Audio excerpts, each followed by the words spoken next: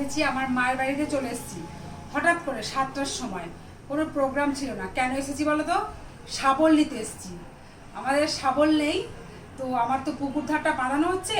এবার তোমাদের একটুখানি ভিডিওতে দেখিয়েছিও। এবার যত ইট বালি ঘ্যাস মানে পুরনো ঘর ভেঙেছে, সেইগুলো যত ঢালছি ততই চলে যাচ্ছে। এবার আমার মানে এরকম ঠেল দিয়েছে, মানে ফাট ধরেছে।